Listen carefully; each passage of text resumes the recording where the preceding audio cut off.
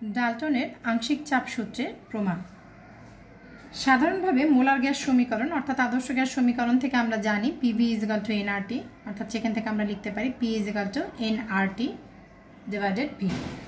নিজেদের মধ্যে বিক্রিয়া করে না এমন দুইটা গ্যাস আমরা A এবং B, নিজেদের মধ্যে বিক্রিয়া করবে না এরকম দুইটা গ্যাস আমরা নিতে পারি A এবং B কে T তাপমাত্রায় এবং V আয়তনের একটি পাত্রে মিশ্রিত করলে উক্ত পাত্রে এবং A ও B আলাদা আলাদাভাবে যে চাপ সৃষ্টি করবে তা উক্ত মিশ্রণে A ও B গ্যাসের আংশিক চাপ। A এবং B আলাদাভাবে যে চাপটা সৃষ্টি করে তা উক্ত গ্যাস মিশ্রণের আংশিক চাপ বলা হয়ে থাকে। অর্থাৎ A গ্যাসের আংশিক চাপটাকে আমি PA ধরতে পারি, PA = nART / V, এবং B গ্যাসের আংশিক চাপ PB = nBRT / V। V আয়তনের পাত্রের মিশ্রণে উপস্থিত A ও B গ্যাসদ্বয়ের আংশিক চাপের সমষ্টি PA + PB, অর্থাৎ ওই দুটো সমীকরণকে যদি আমি যোগ করে পাই nART / V + nBRT / V। RT/V common নিলে Na + nB, অর্থাৎ গ্যাসের মোট মোল সংখ্যাটাকে যদি আমি শুধুমাত্র n দিয়ে প্রকাশ করি n = RT / V, PA + PB = P। অর্থাৎ গ্যাস মিশ্রণের মোট চাপ মিশ্রণে উপস্থিত যে উপাদান গ্যাসগুলোর আংশিক চাপের সমষ্টির সমান, এটাই ডাল্টনের আংশিক চাপ সূত্র। এখন আমরা আসি ডাল্টনের আংশিক চাপ মোল ভগ্নাংশ এবং মোট চাপের মধ্যে সম্পর্ক। এখানে 2 নং এবং 3 নং সমীকরণটাকে, এই যে 2 নং এবং 3 নং সমীকরণটাকে যদি আমরা 1 নং সমীকরণ দিয়ে আলাদা আলাদাভাবে ভাগ করে পাওয়া যায় PA/P, অর্থাৎ nART / V, nRT / V, অর্থাৎ PA/P = Na/n, অর্থাৎ একটা উপাদানের মোল সংখ্যা ডিভাইডেড মোট মোল সংখ্যা, এটাকে বলা হয় ওই উপাদানের মোল ভগ্নাংশ। অর্থাৎ PA = XA × P। অনুরূপভাবে আমরা লিখতে পারি আংশিক চাপ PB = XB × P, অর্থাৎ উপরের সমীকরণ থেকে আমরা লিখতে পারি মোট চাপ P = মোল ভগ্নাংশ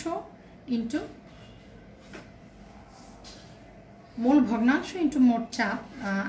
কোনো গ্যাসের ক্ষেত্রে আমরা জানি যে ওই কোনো মিশ্রণের একটা উপাদানের মোল সংখ্যার সঙ্গে ওই মিশ্রণের মোট মোল সংখ্যার যে অনুপাত সেটাকে বলা হচ্ছে মোল ভগ্নাংশ। আর এখানে আমরা বলতে পারি যে এই সমীকরণটা থেকে আমরা বলতে পারি একটা মিশ্রণে উপস্থিত যে কোনো গ্যাসের আংশিক চাপ, এই পিটাকে আমরা আংশিক চাপ প্রকাশ করতেছি, এবং উক্ত গ্যাসের মোল ভগ্নাংশ, এটাকে বলতেছে মোল ভগ্নাংশ এবং মোট চাপের গুণফলের সমান।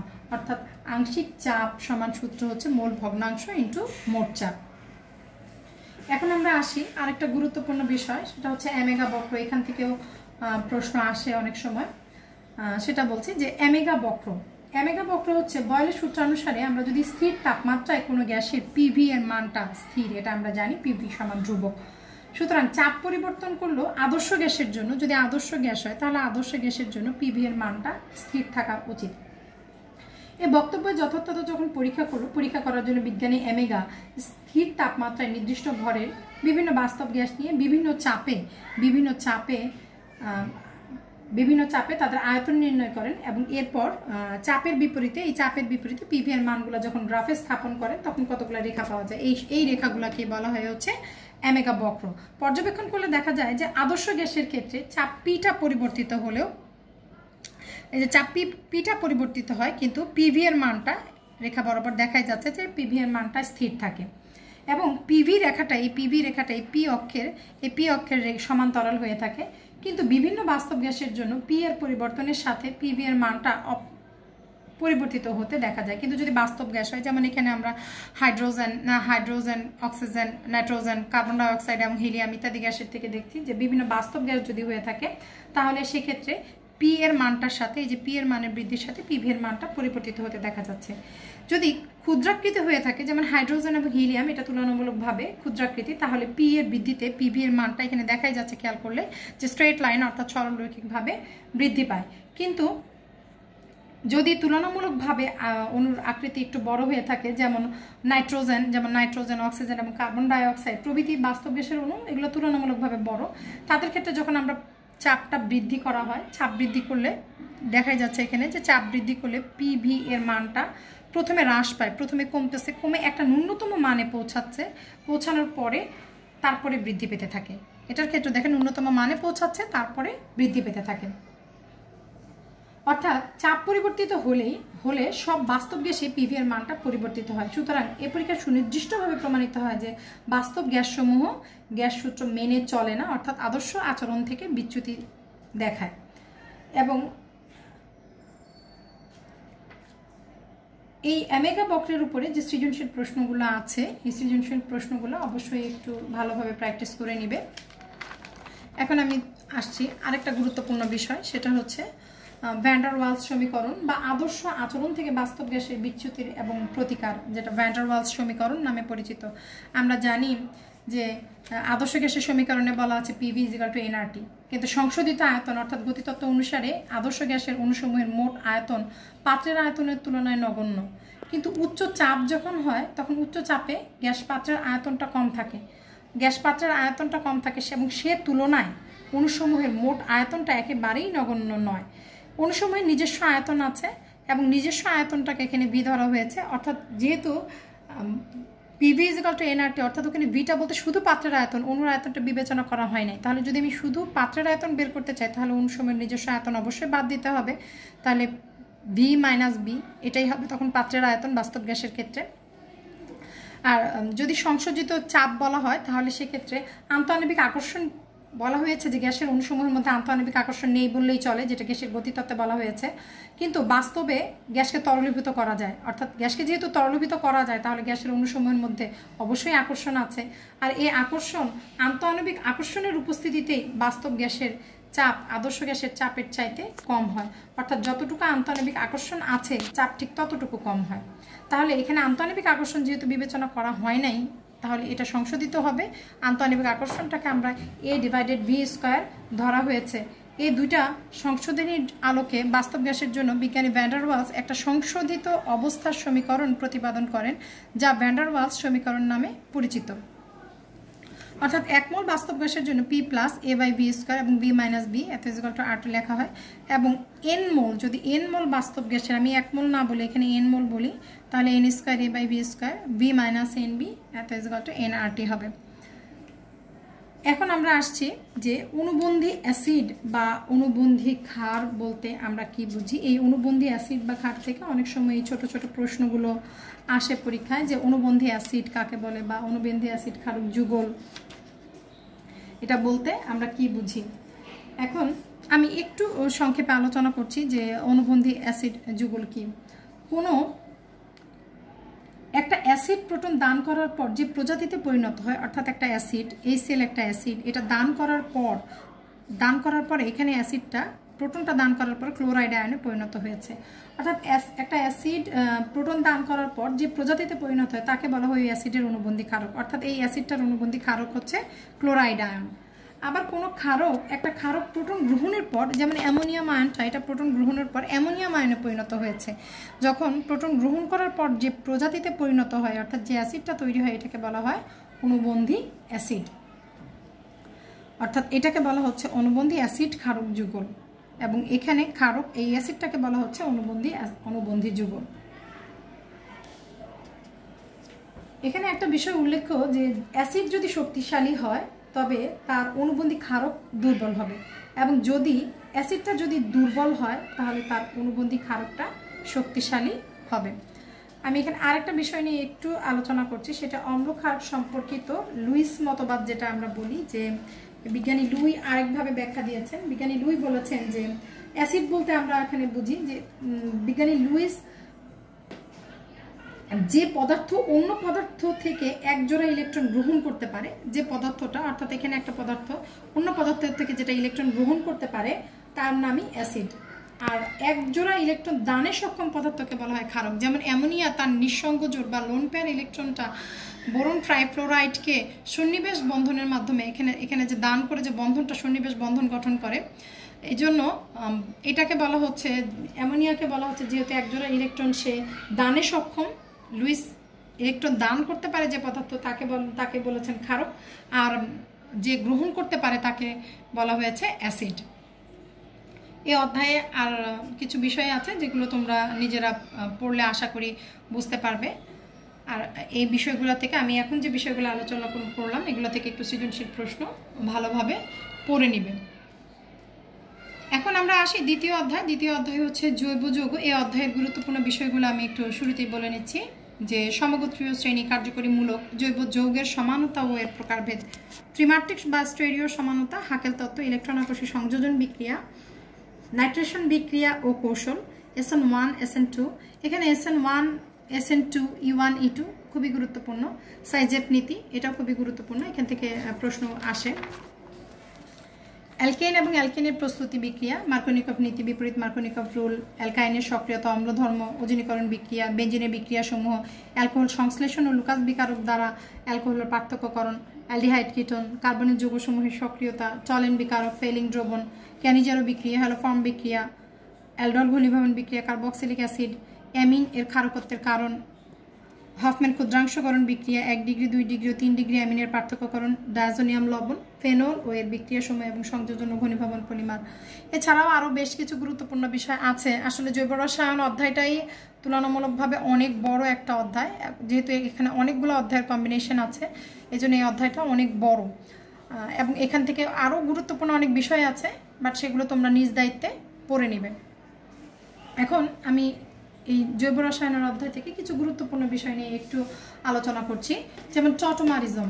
এটা অনেকেই সমস্যা থাকে অনেক সময়, এই জন্য আমি বলছি যে টটোমারিজম বলা আছে যদি একটা কার্যকরী মূলক সম্বলিত, যেমন এখানে কার্বনিল CO একটা কার্যকরী মূলক, এই কার্যকরী মূলক সম্বলিত কাঠামো থেকে স্বতঃস্ফূর্তভাবে ভিন্ন কার্যকরী মূলক, যেমন এখানে স্বতঃস্ফূর্তভাবে ভিন্ন কার্যকরী মূলক হচ্ছে OH, ভিন্ন কার্যকরী মূলকযুক্ত যৌগের রূপান্তর ঘটে এবং উভয় কাঠামোর মধ্যে একটা গতিশীল সাম্য অবস্থা বিরাজ করে, তখন যে সমানতার উদ্ভব হয় তাকে বলা হয় টটোমারিজম। অর্থাৎ টটোমান মানে হচ্ছে ঘূর্ণনশীল, অর্থাৎ উভয় সমানুর মধ্যেই একটা গতিশীল সাম্য অবস্থা বিরাজ করবে, এই বিষয়টাকে বলা হয় টটোমারিজম। এখন আমরা আসি মেটামারিজম। মেটামারিজম বলতে একই সমগোত্রীয় শ্রেণীভুক্ত হবে, যেমন দুইটাই প্রোপানন, দুইটাই হচ্ছে কিটোন, দুইটাই হচ্ছে কিটোনের যৌগ, একই সমগোত্রীয় শ্রেণীভুক্ত হতে হবে এবং একাধিক যৌগের ক্ষেত্রে দ্বিযোজী কার্যকরীমূলক, যেমন কার্বনিল একটা দ্বিযোজী কার্যকরীমূলক, এটার উভয় পাশে কার্বন পরমাণুর সংখ্যা, এক পাশে কার্বন পরমাণুর সংখ্যা 3টা, এক পাশে একটা, আর এখানে কার্বনিল মূলকের দ্বিযোজী কার্বনিল মূলকের এই পাশে 2টা এবং এই পাশে 2টা কার্বন। অর্থাৎ দেখা যাচ্ছে যে কার্বন পরমাণুর সংখ্যার অসমতার কারণে যে সমানতার সৃষ্টি হয় তাকেই বলা হয় মেটামারিজম। আশা করি এতটুকু ভালোভাবে বুঝতে পেরেছো। এখন আমরা আসি যে নাইট্রেশন বিক্রিয়ার কৌশল। এটা অনেক গুরুত্বপূর্ণ একটা টপিকস এবং এই নাইট্রেশন বিক্রিয়ার এবং এখানে এই টটোমারিজম মেটামারিজমের মধ্যে আরও কিছু গুরুত্বপূর্ণ বিষয় আছে, যেমন জ্যামিতিক সমানতা বা সিস্ট্রাস সমানতা, আলোক সমানতা, জ্যামিতিক সমানতার শর্তগুলো, আলোক সমানতা এবং এনানসিওমার, রেসিমিক মিশ্রণ, ডায়াস্টেরিওমার, সমানতার শর্ত, মেসোযৌগ, এগুলো তোমরা নিজেরা খুব ভালো করে নিজ দায়িত্বে পড়ে নিবে। সময় স্বল্পতার কারণে এত বেশি আসলে আলোচনা করা সম্ভব হয় না, এজন্য যতটুকু সম্ভব ততটুকু বলছি। যেমন নাইট্রেশন বিক্রিয়াটা আমি বলে দিচ্ছি, এটা একটু খুব গুরুত্বপূর্ণ বিষয়। নাইট্রেশন বিক্রিয়ার কৌশলে 3টা ধাপে সম্পন্ন হয় সাধারণত। প্রথম ধাপেই নাইট্রোনিয়াম আয়ন গঠিত হয়, অর্থাৎ একটা ইলেকট্রন আকর্ষী বিকারক নাইট্রোনিয়াম আয়ন গঠিত হয়। নাইট্রিক অ্যাসিডটা সালফিউরিক অ্যাসিডের সাথে যে বিক্রিয়া করে প্রথমে নাইট্রোনিয়াম আয়ন NO2+, অর্থাৎ এই নাইট্রোনিয়াম আয়নটা গঠিত হয়। এখানে সালফিউরিক অ্যাসিড নাইট্রিক অ্যাসিড অপেক্ষা অধিক শক্তিশালী অম্ল হয়, নাইট্রিক অ্যাসিডকে প্রোটন দেয়, সালফিউরিক অ্যাসিড তুলনামূলকভাবে অধিক শক্তিশালী এবং নাইট্রিক অ্যাসিডকে সেই জন্য প্রোটন দান করে। প্রোটনের উদ্দেশ্যে নাইট্রিক অ্যাসিড হাইড্রক্সিল আয়ন ত্যাগ করে এবং নাইট্রোনিয়াম আয়নটা গঠিত হয়। কার্বনিয়াম আয়ন গঠন। এখন আমরা এখানে দেখছি যে নাইট্রোনিয়াম আয়ন একটা ইলেকট্রন আকর্ষী, নাইট্রোনিয়াম আয়ন একটা ইলেকট্রন আকর্ষী বিকারক। এটি বেঞ্জিন বলয়ের যে সঞ্চরণশীল ইলেকট্রন আছে, এই সঞ্চরণশীল বলয় দ্বারা আকৃষ্ট হয়ে তার সঙ্গে যুক্ত হয় একটা অন্তর্বর্তী কার্বনিয়াম আয়ন, এটাকে বলা হয় একটা অন্তর্বর্তী কার্বনিয়াম আয়ন গঠন করে এবং এই অন্তর্বর্তী কার্বনিয়াম আয়ন থেকে পরবর্তীতে দ্রুত প্রোটন অপসারণ হয়।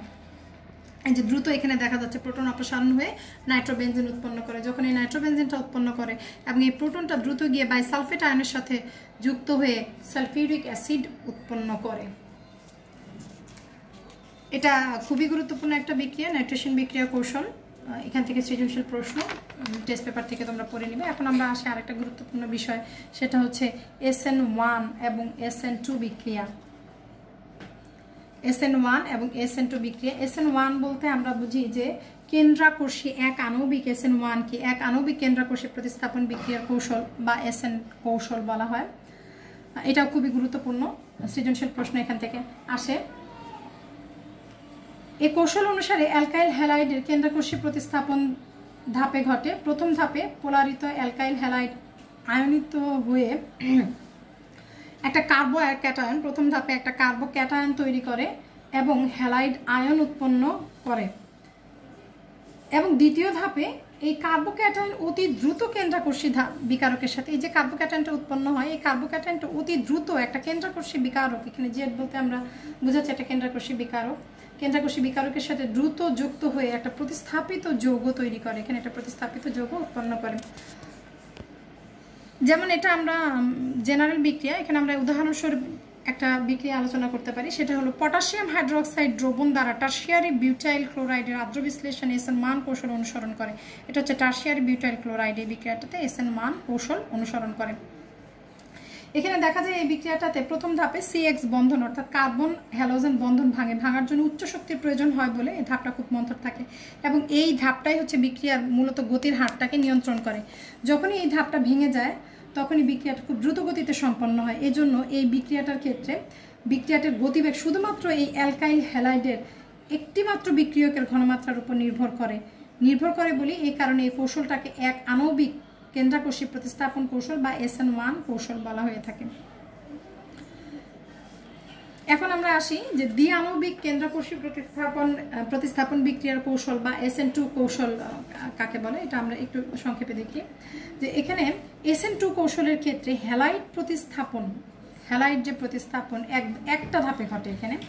এক্ষেত্রে অ্যালকাইল হ্যালাইড CX বন্ধনের যে পাশে হ্যালোজেন পরমাণু অর্থাৎ এই পাশে যে হ্যালোজেন পরমাণুটা আছে তার বিপরীত দিক থেকে হ্যালোজেন পরমাণু এই পাশে আছে, তার বিপরীত দিক থেকে কেন্দ্রাকর্ষী বিকারক পরমাণুকে আক্রমণ করে, কার্বন পরমাণুটাকে আক্রমণ করে এবং একটা অবস্থান্তর জটিল অবস্থা সৃষ্টি হয়। এখানে আমরা দেখতেই পাচ্ছি যে এটাকে বলা হয় অবস্থান্তর জটিল অবস্থা বা ইন্টারমিডিয়েট স্টেট অবস্থার সৃষ্টি হয় এবং CX বন্ধনটা ধীরে ধীরে দুর্বল হয়ে পড়ে এবং হ্যালাইড আয়ন হিসেবে পরিত্যক্ত হয় এবং প্রতিস্থাপিত যৌগ RZ গঠিত হয়। উদাহরণস্বরূপ আমরা পটাশিয়াম হাইড্রোক্সাইডের জলীয় দ্রবণ দ্বারা মিথাইল ক্লোরাইডের আদ্র বিশ্লেষণের ফলে যে মিথানল উৎপন্ন হয় সেটা দেখতে পারি। এখানে সেম দেখা যাচ্ছে যে CX বন্ধনটা হ্যালোজেন পরমাণু অর্থাৎ ক্লোরিন যে পাশে আছে তার বিপরীত পাশ থেকে কার্বনিয়াম কেন্দ্রাকর্ষী বিকারক যুক্ত হয় এবং এটা অন্তর্বর্তী অবস্থা সৃষ্টি হয় এবং পরিশেষে হ্যালাইড আয়নটা পরিত্যক্ত হয়। এটাই হচ্ছে SN2 কৌশল, যেহেতু এখানে দুইটা বিক্রিয়কের উপরে উভয় বিক্রিয়কের ঘনমাত্রার উপর নির্ভরশীল, RX এর উপরও নির্ভরশীল এবং কেন্দ্রাকর্ষী বিকারকের উপরও অর্থাৎ উভয় বিক্রিয়কের ঘনমাত্রার উপর নির্ভরশীল, তাই এটাকে বলা হয় দ্বিআণবিক কেন্দ্রাকর্ষী প্রতিস্থাপন তথা SN2 কৌশল নামে পরিচিত। এখন আমরা আরেকটা বিষয়ে আসি, গুরুত্বপূর্ণ বিক্রিয়া অপসারণ বিক্রিয়ার মধ্যে এই বিষয়টার উপরে অনেক সময় প্রশ্ন আসে, সৃজনশীল প্রশ্ন, যে সাইজেফ নীতিটা কি। সাইজেফ নীতিটা হচ্ছে যে হ্যালোজেনে অ্যালকেন মানে হচ্ছে যে অ্যালকেনের একটা হাইড্রোজেন পরমাণু যদি একটা হ্যালোজেন দ্বারা প্রতিস্থাপিত হয় তখন সেই যৌগগুলোকে বলা হয় হ্যালোজেনো অ্যালকেন। এই হ্যালোজেনে অ্যালকেনের হ্যালোজেনযুক্ত যে কার্বন অর্থাৎ এই কার্বনের সাথে হ্যালোজেন যুক্ত আছে, হ্যালোজেনযুক্ত কার্বনের যে বিটা কার্বন পরমাণুতে কম সংখ্যক হাইড্রোজেন থাকে, অর্থাৎ এখানে দুইটা কার্বন আছে আর এখানে দুইটা হাইড্রোজেন আছে, যেহেতু কম সংখ্যক হাইড্রোজেন এই কার্বনে যুক্ত আছে সেহেতু তা থেকে হাইড্রোজেন যাবে এবং পাশের কার্বনের হ্যালোজেন অর্থাৎ এখান থেকে একটা হাইড্রোজেন যাবে এবং পাশের কার্বনের যে হ্যালোজেন এই হ্যালোজেনটা মিলিত হয়ে HX অপসারিত হবে, অর্থাৎ হাইড্রোজেন হ্যালাইড অপসারিত হবে এবং অ্যালকিন গঠন করবে। এখানে আমরা দেখতে পাচ্ছি যে এখান থেকে এই জায়গাটা থেকে হাইড্রোজেন এবং হ্যালোজেন গিয়েছে, এখান থেকে দেখা যাচ্ছে যে এখান থেকে হ্যালোজেন গিয়েছে এবং পাশেরটা থেকে হাইড্রোজেন গিয়েছে, এই যে হাইড্রোজেন অপসারিত হয়ে এখানে বিউটিন 2 গঠিত হয়। এটাই যেহেতু 80% উৎপাদন এ ধরনের উৎপন্ন হয়, এই জন্য এটাকেই রুলস ধরে নেওয়া হয়ে থাকে, অর্থাৎ এভাবে বিক্রিয়াটা ঘটে। এটা বাকিটা ঘটে বা এখান থেকেও যেতে পারে, কিন্তু সেটা হচ্ছে মাত্র 20% এবং পটাশিয়াম ব্রোমাইড এবং পানি উপজাত হিসাবে তৈরি হয়। এখন আমরা আসি যে মার্কোনিকভ রুল। মার্কোনিকভ রুল এটাও অনেক গুরুত্বপূর্ণ একটা বিষয়, যে মার্কোনিকভ রুল এবং এখান থেকেও অনেক সময় প্রশ্ন আসে যে মার্কোনিকভ রুল ইয়াটা কি। মার্কোনিকভ রুলে বলা আছে অসম্পৃক্ত যৌগ ও বিকারক উভয়ই যদি অসম্পৃক্ত হয়, অর্থাৎ এখানে অসম্পৃক্ত বলা হয়েছে এই কারণে দ্বিবন্ধনযুক্ত যেহেতু আছে এই জন্য বলা হয় অসম্পৃক্ত, এবং অপ্রতিসম বলা হয়েছে কারণ দ্বিবন্ধনের এক পাশে কার্বন পরমাণুর সংখ্যা একটা এবং আরেক পাশে হচ্ছে দুইটা, এজন্য অসম্পৃক্ত বলা হয়েছে। এবং বিকারকটা যেহেতু সেম না, যেমন একটা পজিটিভ এবং একটা নেগেটিভ, এই জন্য বলা হয় এটাকে মার্কোনিকভ রুল। অপ্রতিসম বিকারক বলা হয়, অর্থাৎ একটা অপ্রতিসম অ্যালকিন এবং অপ্রতিসম বিকারক। এখন এখানে আমরা মার্কোনিকভ নিয়মটা একটু দেখছি যে অপ্রতিসম যৌগের সঙ্গে অপ্রতিসম বিকারক অণুর বিক্রিয়ায়, অপ্রতিসম যৌগ এবং অপ্রতিসম বিকারক অণুর বিক্রিয়ায় পাই বন্ধনযুক্ত, অর্থাৎ এখানে যে পাই বন্ধনযুক্ত আছে, যে কার্বনের সঙ্গে কম সংখ্যক হাইড্রোজেন, অর্থাৎ এই কার্বনটার সঙ্গে কম সংখ্যক হাইড্রোজেন যুক্ত আছে, হাইড্রোজেন পরমাণু যুক্ত আছে, তার সাথে বিকারকের ঋণাত্মক অংশ, অর্থাৎ এটার ক্ষেত্রে বিকারকের ঋণাত্মক অংশ হচ্ছে ব্রোমিন, এই জন্য বিকারকের ঋণাত্মক অংশটা এটার সাথে যুক্ত হবে। এবং বিপরীত মার্কোনিকভ রুল অনুযায়ী যদি হাইড্রোজেন পারঅক্সাইড ব্যবহার করা হয়, এটাতে পারঅক্সাইডের উপস্থিতিতে সেম জিনিসই কিন্তু বিক্রিয়াটা বিপরীত ক্রমে সংযোজিত হবে, অর্থাৎ পাই বন্ধনযুক্ত যে কার্বনের সঙ্গে অধিক সংখ্যক হাইড্রোজেন পরমাণু থাকে, এখানে অধিক সংখ্যক কার্বনের সাথে বিকারকের ঋণাত্মক অংশ যুক্ত হবে। আরেকটা গুরুত্বপূর্ণ বিক্রিয়া হচ্ছে ওজনীকরণ বিক্রিয়া। এটা আমি ক্লাসেও যখন পড়িয়েছি তখন আমি বলেছি যে ওজনীকরণ বিক্রিয়াটা খুব গুরুত্বপূর্ণ। এবং ওজনীকরণ বিক্রিয়ার মধ্যে বলা আছে যে অনার্দ্র শীতল দ্রাবক যেমন কার্বন টেট্রাক্লোরাইডে অ্যালকিনকে দ্রবীভূত করে যদি আমরা ওজন যোগ করা হয়, তাহলে অস্থায়ী ওজোনাইডে, যেখানে একটা যৌগ অস্থায়ী ওজোনাইড গঠিত হবে, এবং এই অস্থায়ী ওজোনাইডকে দস্তার গুঁড়া এবং পানিসহ যদি উত্তপ্ত করা হয় তবে সেটা আর্দ্র বিশ্লেষিত হবে, এবং আর্দ্র বিশ্লেষিত হয়ে পাইবন্ধনের দুপাশের দুই অংশ, অর্থাৎ পাইবন্ধনটা আমার এই জায়গাটায় ছিল, এই জায়গায় পাইবন্ধনের দুই পাশের দুই অংশ নিয়ে দুইটা কার্বনিল যৌগ, অর্থাৎ RCHO এখানে আর R'CHO দুইটা কার্বনিল যৌগ গঠিত হবে। এবং এই বিক্রিয়াটাকেই বলা হয় হচ্ছে ওজনীকরণ বিক্রিয়া। যেমন উদাহরণস্বরূপ এটা আমরা জেনারেল একটা বিক্রিয়া দেখলাম, আর এখানে হচ্ছে উদাহরণস্বরূপ যদি আমি প্রোপিনের একটা বিক্রিয়া দেখি, প্রোপিন ওজনীকরণ বিক্রিয়ার মধ্যে এখানে অস্থায়ী ওজোনাইড যৌগ গঠিত হবে এবং পরবর্তীতে এখানে ইথানেল এবং মিথানেল দুইটা যৌগ তৈরি হচ্ছে। এখন আমরা একটু আসি যে অ্যালকোহলের মধ্যে যে প্রাইমারি, সেকেন্ডারি এবং টারশিয়ারি অ্যালকোহলের যে পার্থক্য লুকাস বিকারক দ্বারা, এটা খুবই সহজ, তোমরা একটু পড়ে নিবে। কারণ 3 ডিগ্রি অ্যালকোহল যদি হয়, লুকাস বিকারক আগে আমরা একটু জেনে নিই যে লুকাস বিকারক কি। লুকাস বিকারক হচ্ছে গাঢ় হাইড্রোক্লোরিক অ্যাসিড এবং জিঙ্ক ক্লোরাইডের যে মিশ্রণ, এটাকে বলা হয় হচ্ছে লুকাস বিকারক। লুকাস বিকারকটা হচ্ছে যদি 3 ডিগ্রি অ্যালকোহল হয় তাহলে বিক্রিয়াটা সাদা অধক্ষেপ পড়বে এবং সেটা দ্রুত বিক্রিয়া ঘটবে। আর যদি 2 ডিগ্রি অ্যালকোহল হয় তাহলে সেটা সাদা অধক্ষেপ পড়বে ঠিকই, কিন্তু অধক্ষেপটা পড়তে 5 থেকে প্রায় 10 মিনিট সময় লাগবে। আর যদি 1 ডিগ্রি অ্যালকোহল হয়ে থাকে তবে সেটা সাধারণত কক্ষ তাপমাত্রায় কোনো বিক্রিয়া সংঘটিত হয় না, অর্থাৎ বিক্রিয়া সংঘটিত হলে বিক্রিয়ার গতিটা খুবই ধীর থাকে। এখন আমরা আরেকটু আসি যে কার্বনিল যৌগসমূহ, কার্বনিল যৌগের সক্রিয়তা, যৌগসমূহের সক্রিয়তা আমরা এটা একটু দেখি। এটাও একটু গুরুত্বপূর্ণ বিষয় যে কার্বনিল যৌগসমূহ কিভাবে কাজ করে, সক্রিয়তাটা কিভাবে। কার্বনিল যৌগের ক্ষেত্রে কার্বন এবং অক্সিজেন, এখানে দেখা যাচ্ছে যে যেহেতু CO কার্বন অক্সিজেন বন্ধনে কার্বনের তুলনায় অক্সিজেনের তড়িৎ ঋণাত্মকতার মান তুলনামূলকভাবে অনেক বেশি হওয়ার কারণে শেয়ারকৃত ইলেকট্রন জোড় নিচের দিকে টানে, এজন্য অক্সিজেন পরমাণুটা ঋণাত্মকতা লাভ করে এবং কার্বন পরমাণুটা ধনাত্মকতা লাভ করে।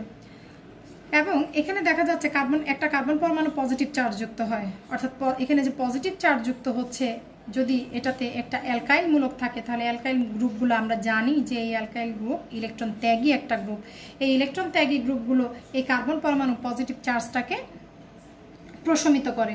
যেহেতু পজিটিভ চার্জটাকে প্রশমিত করে দেয় এবং আরও যদি দুইটা অ্যালকাইল মূলক থাকে তাহলে সেক্ষেত্রে হচ্ছে আরও এই পজিটিভ চার্জটাকে প্রশমিত করে দিবে, ফলে সক্রিয়তাটা কমে যাবে। এবং যদি দুইটা অ্যালকাইল মূলকের পরিবর্তে যদি এখানে আরও বেশি অ্যালকাইল মূলক থাকে তাহলে সেক্ষেত্রে দেখা যাবে স্টেরিক ভিড়ের একটা বিষয় আছে।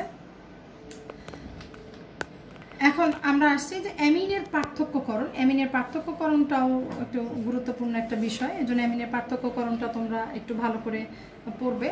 যে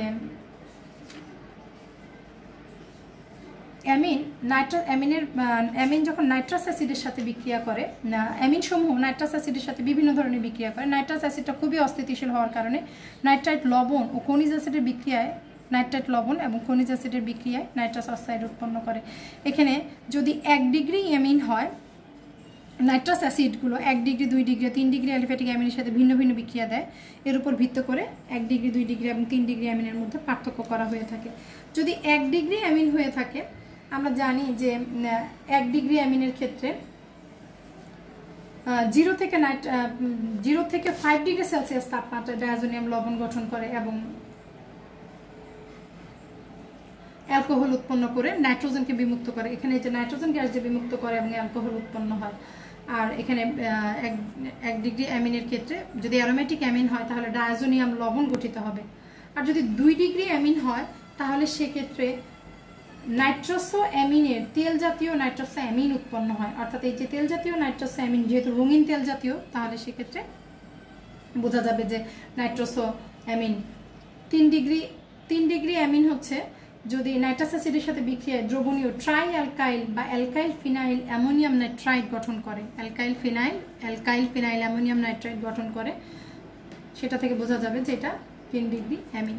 এখানে আরেকটা বিষয় আছে, সেটা হলো কার্বিল অ্যামিন বিক্রিয়াটা। এটাও একটা গুরুত্বপূর্ণ বিক্রিয়া। কার্বিল অ্যামিন বিক্রিয়াটার অ্যালিফ্যাটিক ও অ্যারোমেটিক উভয় শ্রেণীর অ্যামিনকেই যদি কয়েক ফোঁটা, অ্যালিফ্যাটিক এবং অ্যারোমেটিক উভয় শ্রেণীর অ্যামিনকেই কয়েক ফোঁটা, এটাকে বলা হয় ক্লোরোফর্ম এবং অ্যালকোহলের সাথে যদি 60 থেকে 70 ডিগ্রি সেলসিয়াস তাপমাত্রা উত্তপ্ত করা হয় তাহলে তীব্র গন্ধযুক্ত, এটাকে বলা হয় ফিনাইল আইসোসায়ানাইড বা কার্বিল অ্যামিন উৎপন্ন হয়।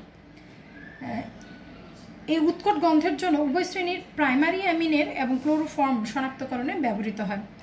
আরেকটা বিষয়ে আমরা আসি, সেটা হচ্ছে হফম্যান ক্ষুদ্রাংশকরণ বিক্রিয়া। যদি অ্যামাইড হয়, অ্যামাইডকে ব্রোমিন এবং কস্টিক পটাশ দ্বারা যদি উত্তপ্ত করা হয় তাহলে মিথাইল অ্যামিন উৎপন্ন হয়।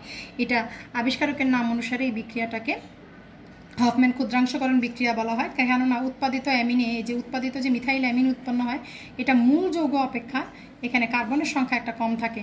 কার্বনের সংখ্যা একটা কম থাকার কারণে এই বিক্রিয়াটাকে বলা হয় হফম্যান ক্ষুদ্রাংশকরণ বিক্রিয়া। আমরা আরেকটা বিষয়ে আসি যে অ্যামিনের ক্ষারকত্বের কারণ। মূলত অ্যামোনিয়ার উপরে একজোড়া নিঃসংযোজী ইলেকট্রন বা লোন পেয়ার ইলেকট্রন থাকে বলেই এই অ্যামোনিয়াটাকে আমরা বলতে পারি ক্ষারধর্মী। এবং এখানে যখন এই অ্যালকাইল গ্রুপগুলো জানি যে ইলেকট্রন ত্যাগে, এই অ্যালকাইল গ্রুপটা এই নাইট্রোজেনের উপরে আরও ইলেকট্রন ঘনত্ব বৃদ্ধি করে, ফলে ক্ষারকের শক্তি বাড়বে। 2টা অ্যালকাইল গ্রুপ থাকার কারণে এখানেও ক্ষারকের শক্তি আরও বাড়ছে। কিন্তু যদি ট্রাইমিথাইল অ্যামিন হয় তাহলে 3টা মিথাইল গ্রুপ থাকার কারণে স্থানিক বীর বেশি হবে, ফলে ক্ষারকের শক্তিটা হ্রাস পাবে। আসলে মূলত যে এই পর্যন্তই আমি আলোচনা করছি, কিন্তু এই জৈব রসায়ন অধ্যায়টাতে আরও অনেক গুরুত্বপূর্ণ বিষয় এবং অনেক ছোট ছোট অনেক বিক্রিয়া আছে যেগুলো উপরে প্রশ্নও আসে। সময় স্বল্পতার কারণে আসলে এই বিষয়গুলো এত বিষয়ে আলোচনা করা সম্ভব না। তারপরেও তোমাদের বোঝার সুবিধার্থে আসলে যতটুকু আমার পক্ষে সম্ভব হয়েছে আমি ততটুকুই আলোচনা করছি। আজ এ পর্যন্তই। তোমরা সবাই ভালো থাকো, সুস্থ থাকো এবং ভালোভাবে প্রিপারেশন নিয়ে পরীক্ষা দাও। সবাই ভালো থাকো। আল্লাহ হাফেজ।